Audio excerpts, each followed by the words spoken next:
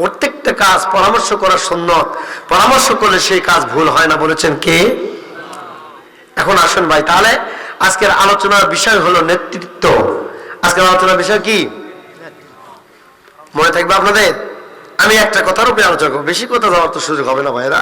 তো নেতৃত্ব কারা হতে পারে, নেতৃত্ব হয় কারা, নেতা হয় কারা, তাদের কি গুণ থাকা দরকার একটু আলোচনা করব কি? আমার সমাজে বন্ধুগণ, প্রত্যেকটা মানুষে কিন্তু নির্বাচনের আগে যত ডিগ্রি লাগাই রাখবেন, জনদরদি, গরিবের বন্ধু, নির্ভীক সমাজ সেবক, এটা আমরা মাইকিং শুনতে পারি, কিন্তু বুকের মধ্যে হাত দিয়ে বলুন তো আসলে কি ওই মানুষ জনদরদি? ওই মানুষ যদি গরিবের বন্ধু হয় তাহলে লক্ষ লক্ষ কোটি টাকা পাচার করে কেমনি বেগম পাড়ায় বাড়ি করে, মালয়েশিয়া,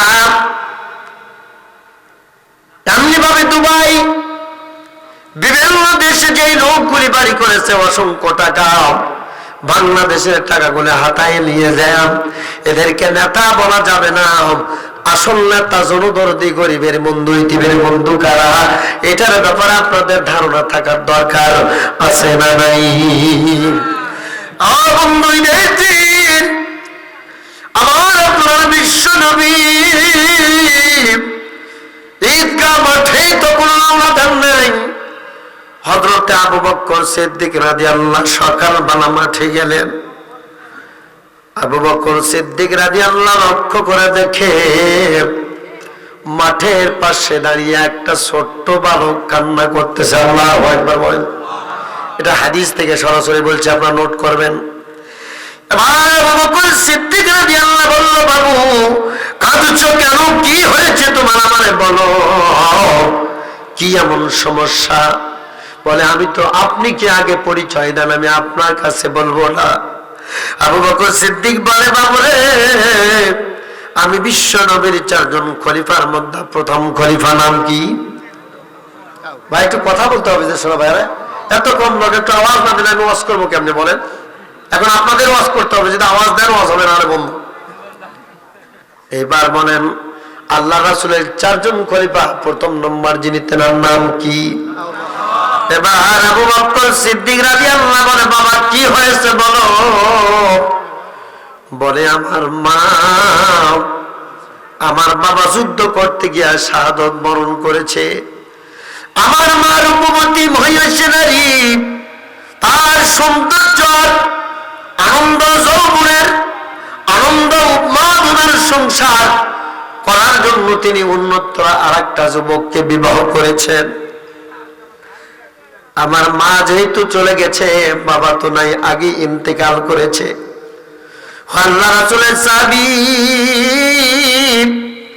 আমার বাবা যেহেতু মারা গেছে, আমি এতিম, আমার মা থাকার পরেও নাই, অন্য ছেলেকে বিবাহ করেছে, আমি মায়ের দিক থেকেও মা ছাড়া এতিম। এই জন্য আমি আজকে ঈদের মাঠের পাশে বসে আছি, জনদরদি, গরিবের বন্ধু কে আসবে, আমি তার এই কথাগুলো বলবো। আবু বকর সিদ্দিক বলে, বাবু রে আমার কাছে বলো, আমি তোমার সব কথা শুনবো। ছোট্ট ছেলে বলছে, তোমার কাছে বলে লাভ হবে না, আমার গোত্রের কওমের লোকেরা বলেছে এমন একজনের কাছে বলবে যিনি ছোট অবস্থায় এতিম ছিলেন, যিনি সমস্ত এতিম আর গরিবের দুঃখ দুর্দশা বোঝে। এমন মানুষের কাছে আমি বলবো যিনি গরিবের দুঃখ দুর্দশা বোঝে। এইরকম নেতা আমাদের হওয়ার দরকার আছে না নাই? আর যারা বলে আমাদের নেতাগুলা কি যে কেনেন, কয়টা বলবো শোনা ভাইরা। এবার বন্ধু, আমার আল্লাহ কুরআনুল কারীমের মধ্যে বলেন, ওয়াইদ ক্বালা রাব্বুকা লিল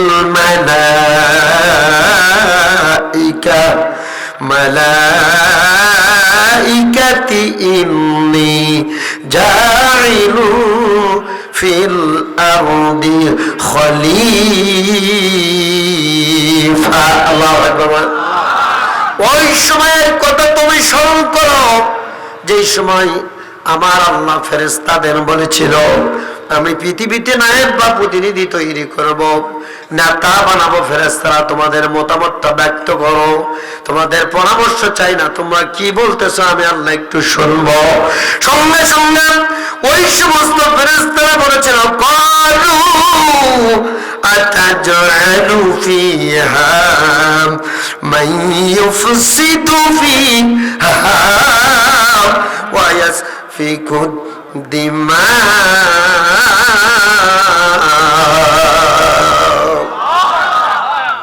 এটা কার কথা?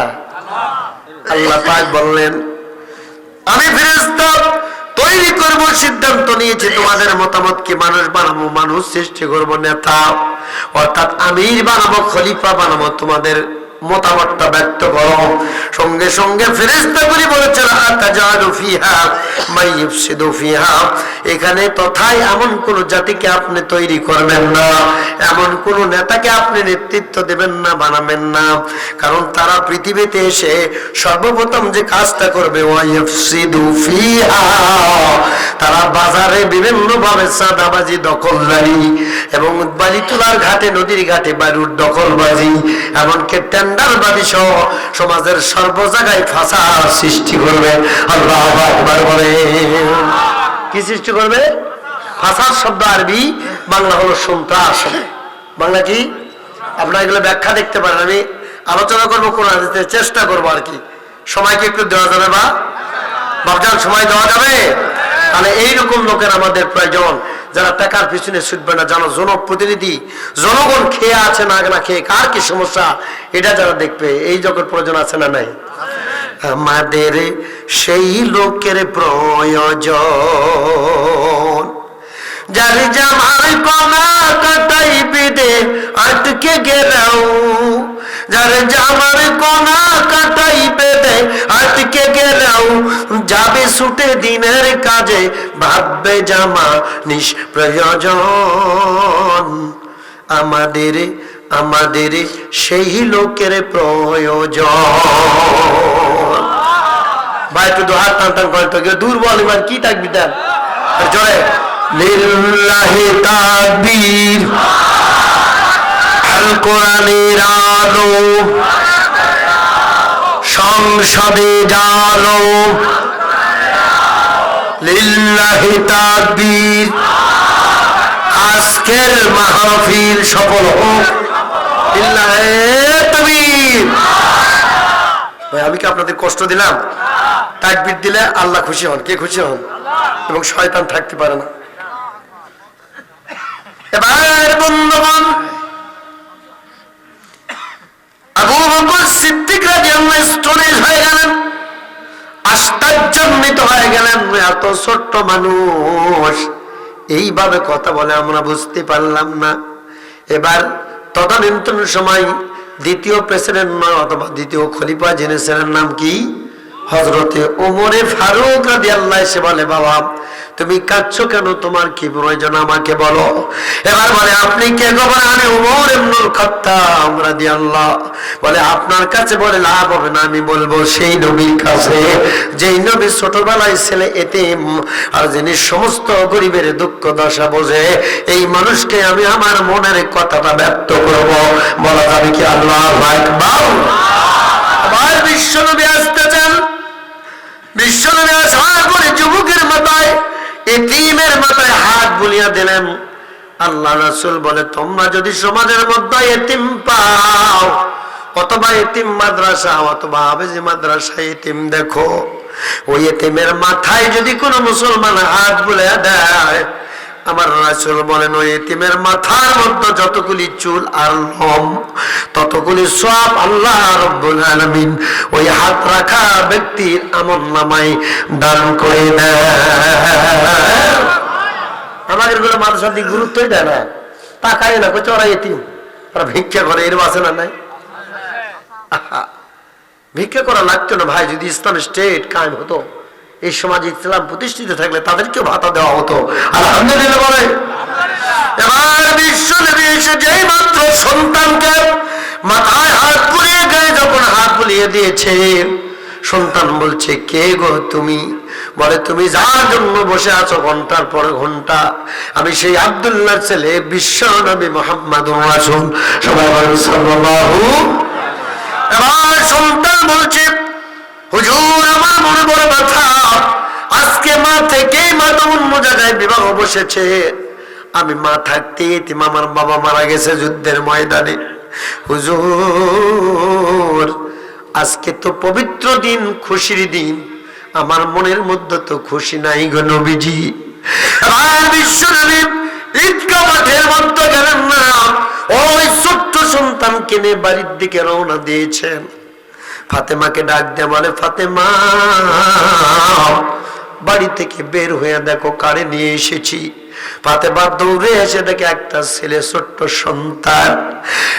আয়েশা সিদ্দিকাকে ডাক দিয়ে বলে, আয়েশা রে তাড়াতাড়ি চলে এসো, দেখো কারে নিয়ে এসেছি। এইবার আয়েশাকে দিয়ে বললো, এটা আজ থেকে তোমার ছেলে। আর ফাতেমাকে বললো, মা এটা আজ থেকে তোমার ভাই। এবার মায়ের নবী, নূরের ছবি, ধ্যানের নবী ওই সন্তানকে মনের কিউরিসিটি জানার জন্য, মনের কি হাল, কি অবস্থা, কি পরিবেশ জানার জন্য সন্তানকে জিজ্ঞাসা করলো, বাবা এখন তোমার কেমন লাগতেছে?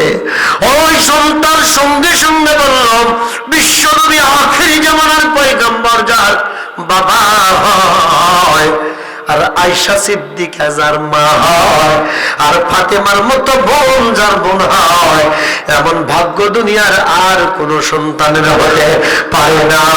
জোরে জোরে বলেন আল্লাহু আকবার। তাহলে এই মানুষ সৃষ্টি করে তো আল্লাহ ভুল করে নাই, অথচ আল্লাহ পাক বললেন, ফেরেশতারাও বলল, আল্লাহ এদেরকে সৃষ্টি করো না, ওয়াসফিকুদ্দিমা, ওরা শুধু সন্ত্রাসী করবে না, ওরা মার্ডার করবে, চাকু মারবে, মানুষকে মার্ডার করবে, রক্ত প্রবাহিত করবে, এটা আমরা জানি।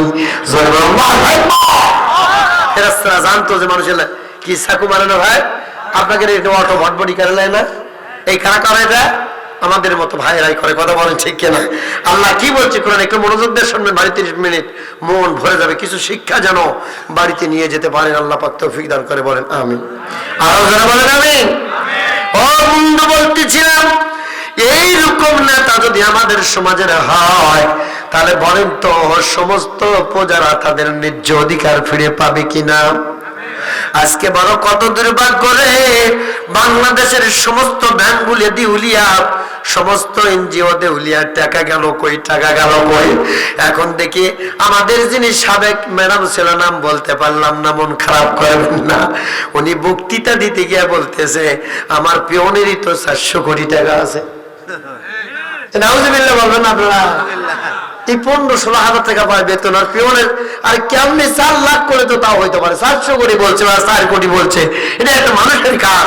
দেখেন আল্লাহ যদি ধরে, আল্লাহ যদি ধরে ছাড়ে না, ধরে না, কিন্তু আল্লাহ ধরলে তার মুখ থেকে বৃষ্টি হয়ে এমন কথা বের হয়েছে, এটাই তার পতন হয়েছে। যারা বলেন ঠিক কেন? কথা বলেন ভাইরা? শুধু কি তাই? এক নয়, দুই নয়, অসংখ্য বাড়ি তারা বাইরের দেশে করেছে। বেগম পাড়ায় শুধু এমপি মন্ত্রীদের বাড়ি। আজকে কি এমন কাজ করলো রে, বাংলাদেশে পা রাখার সাহস পায় না। আজকে বড় কষ্ট নিয়ে বলতে, ও জনদরদি, তোমার নামের আগে তো জনদরদি গরিবের বন্ধু মানায় না, তোমার আগে দেওয়া লাগবে জনদরদি গরিবের বন্দুক। গরিবের কি মানে, গরিব মানার একটা জম, ফুলের মতো পবিত্র বলা যাবে না। গাঞ্জা বিড়ি খায় 5 ওয়াক্ত, 1 নম্বর শয়তানের ভক্ত, আলেম ওলামার ব্যাপারে বড় শক্ত। কথা বলেন না কেন? আজকে কি জমিন আল্লাহ পাক আমাদের দান করেছে, এর পূর্বে বিগত 16 বছর আমরা কথা বলতে পারি না, যদি কথা বলতে হয় অনুমতি লাগতো। কথা বলেন ঠিক কিনা? ও মানুষ, যেই হও না কেন, যে আসো না কেন, তোমাদের বলতে চায়, আসলে এই দুনিয়ার মালিক কে আপনারা আওয়াজ দিয়ে বলেন? বাংলাদেশের মালিক কে? আরে কয়েকদিন আগে তো 16 বছর ছিল অন্যজন। কথা বলেন, অন্যজন মালিক ছিল, আল্লাহ ছিল না। আল্লাহ বলছে লাহু মুলকুস সামাওয়াতি ফল আর্দ, আসমান এবং জমিনের মধ্যে যা কিছু আছে একচ্ছত্র অধিপতি আমি আল্লাহ, আমার করা একটা সপ্তাহে আল্লাহ বলবেন না? আর এখানে যদি কেউ বলে বাংলাদেশে আমার, তার ভুল হবে না শোনা ভাই? এই জন্য কিন্তু কবিরা বলেছে কি, পালারে পালাও জলদি পালাও, নইলে তোদের গলায় জুতার মালা। কি বলেন? খিচুড়ি রান্না করছে, খাবার সময় নাই, বুঝেন? এই জন্য আল্লাহর সাথে কেউ যুক্ত দিলে পাল্লা দেওয়া যাবে না। যদি কেউ আল্লাহর সাথে দেয় পাল্লা, আল্লাহ রাখবে না তার আল্লাহ ধরে বলেন ঠিক না? আপনারা জানেন বন্ধুগণ, ফেরাউন দুর্নীতি করেছিল মুসা কালিমার সঙ্গে, এই ফেরাউন টিকতে পারে নাই। কথা বলেন ঠিক কিনা? এমনি ভাবে নমরুদ দুর্নীতি করেছিল, ইব্রাহিমের সঙ্গে টিকতে পারে নাই। আবু জাহেল বিশ্বনবীর সঙ্গে বেয়াদবি করেছিল, টিকতে পারে নাই। টুডে এন্ড টুমরো, আজ হোক কাল হোক, এই দেশের যিনি ফ্যাসিস্ট সরকার ছিল আপনারা নাম জানেন, ও আলেম ওলামার সঙ্গে বেয়াদবি করেছিল, যার কারণে টিকতে পারে নাই। কারণ আল্লাহর সাথে পাল্লা দিলে আল্লাহ তার কাল্লা রাখে না। আসতে বলে ঠিক না, আর জোরে বলে ঠিক কিনা? এই জন্য জাতি তোমার দিকে তাকিয়ে আছে, ওইখানে সাইডটা করছে, আমি পাশেই আছি, খালি ঢুকে পড়বো, আসো। লোকজন সব সজাগ আছে, তুমি আয়সা দেখো কি হয়। এই জন্য বলেন, একটু বলেন, পালারে পালাও জলদি পালাও, নইলে তোদের গলে জুতার মালা। পালারে পালাও, জোরে বলেন, আওয়াজ দিতে হবে, তোদের গলে জুতার মালা। সত্য আসছে বাতিল তো কাঁপছে, সত্য আসছে বাতিল তো কাঁপছে, নইলে তোদের হবে বিপদ জ্বালা। পালারে পালাও জলদি পালাও, নইলে তোদের গলা জুতার মালা। পালারে পালাও। কথা বলেন না কেন? কথা বলেন ঠিক কিনা? বন্ধু লক্ষ্য করেন, কি নেতা দরকার? দেশের প্রেসিডেন্ট আমিরুল মুমিনিন পবিত্র জুমার দিন খুতবা পরিচালনা করতেছেন, খুতবার বয়ান দিচ্ছেন। এমন সময় মুসল্লিদের মধ্যে একজন দাঁড়িয়ে গেলেন, ও আমিরুল মুমিনিন, তোমার খুতবা বক্তব্য আমরা শুনবো না। তোমার গায়ের জুব্বা কেন এত বড় হলো, লম্বা হলো, আর সকল মানুষের খাটো? এইরকম জবাবদাহিতা যদি নেতাদের ব্যাপারে থাকতো, নামাজের মধ্যে ইমাম ভুল করলে যেমন লোকমা দেয়, আল্লাহ অবশ্যই সমস্ত মুমিনেরা যখন খতিব ভুল করলে লোকমা দেয়, হাফেজ সাহেব ভুল করলে, ইমাম মুয়াজ্জিন ভুল করলে লোকমা দেয়। এই লোকমার সিস্টেম যদি নেতা যারা দেশ চালায়, এদের দেশ চালানোর মধ্যে ভুল থাকলে যদি নেতারা অথবা নেতার বিপক্ষে জনগণ লোকমা দিত, তাহলে এই নেতাগুলো এত দুর্নীতি করতে পারতো না। অবশ্যই সহজ সেজদা দেয় ঠিক হয়ে যেত। জোর বলেন ঠিক কিনা? আওয়াজ দেবো ঠিক কিনা? যুবক, ফিউচার তোমাদের ধরে রাখতে হবে এই সময়।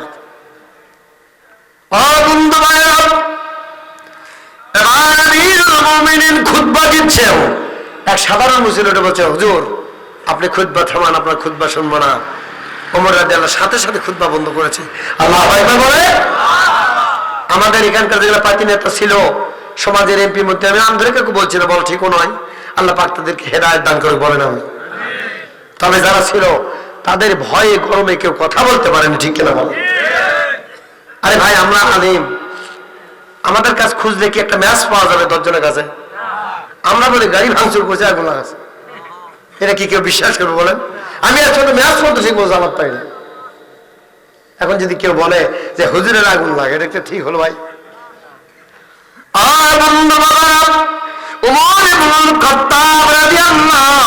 চোখের পানি ছেড়ে দিয়ে কাঁদতেছে, ও মুসল্লিরা, আমি অবশ্যই আর জবাব যদি না দিতে পারি আমি খুতবা পড়বো না। আল্লাহু আকবার বলেন। এবার মুসল্লিরা যখন কানাঘুষা শুরু করেছে, আলোচনা সমালোচনা নামাজের মধ্যে শুরু করেছে, এমন সময় মসজিদের আর কোনে একটা যুবক সঙ্গে সঙ্গে আল্লাহ দাঁড় করে দিয়েছে। আল্লাহু আকবার। এই ক্ষমতা কার? আপনারা জানেন অনেক কথা, আমি কয়টা আলোচনা করবো, আমি নেতা কারে বলে সেটা বোঝানোর জন্য আজকে আর কোনো শব্দ নয়। তো অনেক কথা বলে শেষ করতে পারবো না। যেটা বলতেছিলাম, তাহলে আল্লাহর রাসূলের খলিফা তারা কেমন, তারা যদি দেশ পরিচালনা করে তারা কেমন হয় একটু ধারণাটা নিয়ে যান। এবার সঙ্গে সঙ্গে ওমর যেই মাত্র বলেছে এর জবাব যদি আমি ওমর দিতে না পারি আমি তাহলে জুমায় খুতবা দিব না। আবার আল্লাহর কুদরতে কত দয়া, সঙ্গে সঙ্গে মসজিদের আরেক কোণে যুবক দাঁড়িয়ে গেছে। আল্লাহু আকবার বলেন। আপনারা জানেন বিশ্ব নবীকে কিন্তু একজন মুনাফিক টাকা ধার দিয়েছিল। কি দিয়েছিল? সংক্ষেপে হাদিসটা বলছি, এসে গেছে কথা। এবার আল্লাহ নবী ওই টাকাটা একদিন দিয়ে দিয়েছে। হঠাৎ করে জনসমুদ্রের ওই মুনাফিকটা বিশ্ব নবীকে অপমান করার জন্য বলছে, মুহাম্মদ তুমি নাকি খুব সত্যবাদী, আমার সেই পাওনা টাকাটা আজ পর্যন্ত কেন দিলে না? আমার নবী চোখের পানি ছেড়ে দিয়ে বলে, ভাই আমি তো দিয়েছি। বলে, তুমি কখন দিয়েছো? কোনো সাক্ষী প্রমাণ তো নেই। আল্লাহ নবী চিন্তা করলেন, আমি টাকা দিয়েছি, আরো সাক্ষী লাগবে কেন? নবী ওটা কিছু মনেই করেন নাই, কারণ ইহুদি নাস্তিক মুস্তাক এদের ষড়যন্ত্র হলো কেমনি নবীকে কষ্ট দেবে, আলেমদের কষ্ট দেবে, নবীর অরজ্জের করে, এটাই হলো ওদের টার্গেট। তার বস্তু প্রমাণ আমি আপনার হাদিস দিয়ে বলবো, এমনিতে নয়। এবার বিশ্ব নবী চোখের পানি ছেড়ে, মাওলা গো আমি যখন টাকা দিয়েছি ওই সময় তুমি যারা তো কেউ ছিল না, আজকে এই মুনাফিক আমাকে অপমান করার জন্য বলতেছে, আল্লাহ কি আমি করব? এমন সময় একজন সাহাবী দাঁড়িয়ে গিয়ে বলছে, হুজুর আপনি টাকা দিয়েছেন, হুজুর আপনি টাকা দিয়েছেন। হুজুর আল্লাহ নবী বলতেছে, বাবা আমি যখন টাকা দিয়েছি তখন তো তুমি ছিলে না, কিন্তু কেমনি তুমি এই কথা বলো আমি বুঝলাম না। সাহাবী চোখের পানি ছেড়ে বলে, নবীজি যেই মানুষের কথায় কখনো আল্লাহকে দেখি নাই, এটা না দেখার পরেও এক কথায় বিশ্বাস করেছি, তাহলে ওই মানুষের কথাই যদি আল্লাহকে বিশ্বাস করতে পারি, ইসলামকে বিশ্বাস করতে পারি, তাহলে এই মানুষ টাকা দিয়েছে বলেছে, এই মানুষ না দিয়ে দিয়েছে কখনো বলতে পারে না। এই জন্য আমি নিজেই সাক্ষী, আপনি ওই ইহুদির টাকা, মুনাফিকের টাকা আপনি দিয়ে দিয়েছেন। আল্লাহু আকবার বলে। আল্লাহ সাক্ষী তৈরি করে দেয় কাকে? কথা বলে একজন ব্যক্তিকে। কারণ যেই রাজাকার বলে বলে আজকে অপমান করা হচ্ছে আলেমদের, সেই রাজাকার দিয়ে পতন। ঠিক বলেন? কথা বলে। আল্লাহ আসলে বড় বড় জাতিকে ধ্বংস করার জন্য বড় কামান ব্যবহার করেন নাই। আল্লাহ আপনারা জানেন নমরুদকে মশা ল্যাংড়া মশা দিয়ে মেরেছে, ফেরাউনকে পানিতে ডুবাইয়ে মেরেছে। কথা বলেন না কেন? আবু জেহেলকে ছোট্ট দুটা বাবু দিয়ে মেরেছে। আর আমাদের সমাজের যিনি লিডার ছিল ফ্যাসিস্ট, একই ছোট ছোট ক্লাস 4, 5, 6, 7, 8 এর আবাবেল নামক ছাত্র ছাত্রীদের তাকে আঘাত করেছে। কথা বলে। আব্রাহার বাদশার সেই কাবা ঘর ভেঙেছিল, এটা কিন্তু শকুন পাখি, উট পাখি নয়, এই পাখিগুলো সবচেয়ে বড়। ওটা ভেঙেছিল আবাবেল পাখি, যেটা বাবুয়ের চাইতে ছোট। আল্লাহ বলেন। এগুলো তাফসীর আপনারা দেখবেন। আমি ওইদিকে যেতে পারবো না, যেহেতু সময় কম। আপনাকে সামনে যেতে হবে। শোনো ভাইরা, কষ্ট কি হচ্ছে বাবা? ভাই ছোট ভাই তোমরা এদিকে আসো, ছোট ভাই দুইজন দাঁড়িয়ে আসো কেন? এদিকে আসো। ও আরে ভলেন্টিয়ার নাকি?